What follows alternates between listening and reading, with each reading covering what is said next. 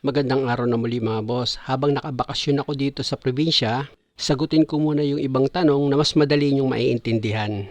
Gaya ng problema ni customer sa kotse niya na pag umaandar daw siya is dahan-dahan daw kumakabig pa kanan. Pag ganun mga boss, yung dalawang gulong sa harapan, pagpalitin mo lang. Yung nasa kanan, ilipat mo sa kaliwa at yung nasa kaliwa naman, ilipat mo sa kanan. Pag nawala yung kabig sa kanan at naging diretso yung takbo niya, okay na yun mga boss. Pero pag nilipat mo yung gulong sa kanan papunta dito sa kaliwa at nagkaroon ng kabig sa kaliwa, pumili ka lang ng isang gulong mo sa likuran. Yun ang ipalit mo dito sa kaliwa mo. Tsaka mo ngayon isubok kung magiging pantay na yung andar ng sasakyan mo. Kung maayos naman talaga yung gulong mo at nag-rotate ka, siguradong makukuha mo yun para maging pantay yung andar ng sasakyan mo, mawala yung kabig. Pero kung may diferensya talaga yung mga gulong mo, kahit paglipat-lipatin mo yan mga boss, hindi mo makukuha yan. Mananatiling may kabig yan. Ang pinaka-the best niyan mga boss, pag nailipat mo yung gulong mo at sa palagay mo naging diretsyo naman yung andar niya, ang gawin mo naman, ipabalance mo na yung dalawang gulong mo sa harapan para sigurado ka na magiging smooth na talaga yung takbo mo. Halimbawa naman, nagwiwigil yung gulong mo, ano ba ang gagawin mo? Unang-una, kung ang wigil ng gulong mo is nasa 80, 90, 70, pwede yan na ipabalance mo lang yung dalawang gulong mo sa harapan. Pero kung yung wigil niya is 50, 40, 60, pwede yan, may sira na yan sa pangilalim mo mga boss. Pag ganyan mga boss, kailangan mo nang ipacheck yan sa mekaniko. Yung isa naman viewers, ang tanong niya, ang ramdam niya daw sa likuran niya, parang wigil yung gulong niya sa likuran, nararamdaman niya daw pag umaandar siya, para daw yung pakiramdam niya sa likod is parang lulundag-lundag daw yung gulong. Pag gano'n naman ang pakiramdam niyo mga boss, ibig sabihin nun, may isa sa gulong mo, kasi dalawa yun yung isa doon pwede oblong. Ang diskarte lang naman pag gano'n mga boss, yung reserba mo kung okay naman, pwede mong ipalit yun.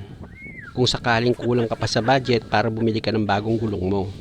Ang reklamo naman ng isang viewers pag nagpreno naman daw siya, kumakabing naman daw dito sa kaliwa. Pag gano'n mga boss, ipacheck mo muna yung brake caliper mo. Pwede yun, pa-stack up na. Ngayon, paano mo malalaman kung pa-stack up na yung preno mo? Di i-jack mo siya, iangat mo yung gulong, tapos ikutin mo yung gulong mo. Makapansin mo yung gulong mo, pigil ang ikot, tapos dun sa kabilang side, pag inikot mo naman, freewheeling siya. Ganun lang ang pag-check up.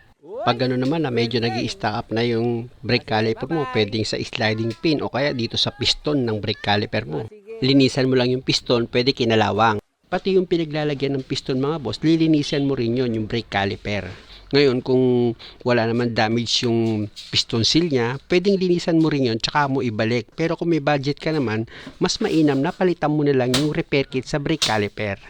Sabi naman ng isang viewers, paano naman ang gagawin ko kung yung brake pedal ko is malalim siya? Check mo muna yung brake fluid mo. Tingnan mo kung naka-level ba siya, kung hindi ba siya kulang. Kung sa palagay mo hindi naman siya pinasok ng hangin, pumunta ka sa likuran ng gulong mo. I-jack mo yan para matanggal mo yung gulong, tapos yung brake drum para malaman mo kung manipis na yung brake shoe mo, yung brake lining niya. Ngayon, kung makapal pa naman yung brake lining ng brake shoe mo, pwede na linisan mo lang yan, tapos i-adjust mo yung mga preno. Pero i-check mo yung piston gamit ka ng flat screw. Itulak mo yung piston mo kaliwat kanan, check mo kung hindi siya stack up. Kung hindi naman, pwede mo nang gawin yung sinabi ko. Nalinisan mo yung preno mo sa likuran, tapos i-adjust mo siya. At kung kailangan mag-bleed, okay lang. Kung marunong ka mag-bleed, pwede mo siyang i-bleed. Pero kung hindi naman, okay lang. I-adjust mo na lang siya at linisan. Ang tanong naman ng isang viewers, pag tinapakan niya naman daw yung brake pedal niya sa likurang bahagi ng gulong niya is may tumutulo daw na brake fluid. Pag ganun mga boss, kung sa gulong mo nakikita yung tagas, kung wala naman siyang leak dito sa fluid line niya o sa bleeder, pwedeng nasa loob ang problema.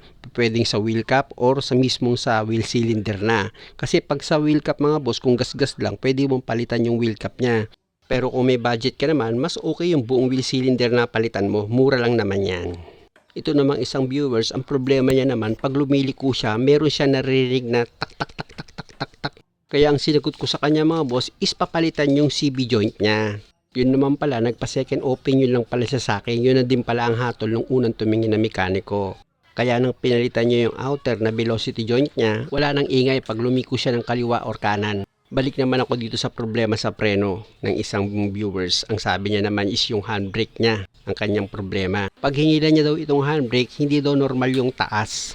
Pero bago daw yung brake shoe niya at na-adjust na yung preno niya dito sa likuran. Ganito mga boss, kung normal naman yung brake pedal mo at yung handbrake lang naman ang problema, dahil nga sa okay naman yung pagkaka-adjust ng preno mo dito sa likuran, sa handbrake cable ka naman pupunta. Doon ka mag-a-adjust. Nandyan mismo yan sa hinihila mo na handbrake. Yung adjuster niya para makapag-adjust ka nga. Kadalasan dyan, para makapag-adjust ka, luwagan mo yung nut na number 10 dito sa handbrake cable mo para makapag-adjust ka.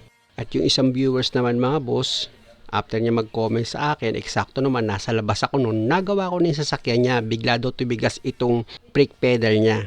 Eksakto naman, malapit lang ako sa site, kaya nang mapuntahan ko siya, nakita ko ang problema is yung hydrovac niya nasira, doon bumigay. Yun nga mga boss, eksakto nasa biyahe siya, kaya ang ginawa ko nung tumawag siya sa akin, pinatabi ko lang, tapos hinintay niya na lang ako. At nung magkita kami mga boss, ayun nga, sinuggest ko sa kanya na ang problema ng sasakyan niya is yung hydrovac. Kaya nung pinilitan ko ng hydrovac, ayun, naging okay na. Lumambot na ulit yung brake pedal niya at lumakas na yung preno.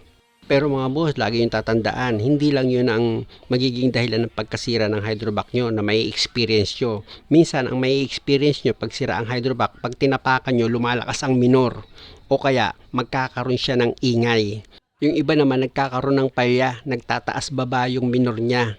Isa pa sa na-encounter ko sa hydrovac pag may problema, pag tinapakan mo yung preno niya, sobrang lambot na biglang bibigla yung preno. Ayun, sira din ang hydrovac pag ganun mga boss. Yung isa naman viewers na nagtanong sa akin, ang problema niya naman pag nagpreno siya, meron daw sumisipol sa harapan. Pag ganun mga boss, madali na lang yun. Linisan nyo lang yung brake pad nyo. Marami na akong nagawang video nun mga boss. Kung hindi naman i-stack up yung piston dito sa brake caliper nyo o kaya yung sliding pin niya hindi siya i-stack up, ang gagawin nyo lang doon, tanggalin nyo yung brake pad tapos liyahin nyo, gasan nyo ng tubig o kaya brake cleaner, linisan nyo lang. Kung normal naman talaga yung preno nyo at hindi naman talaga siya naninikit.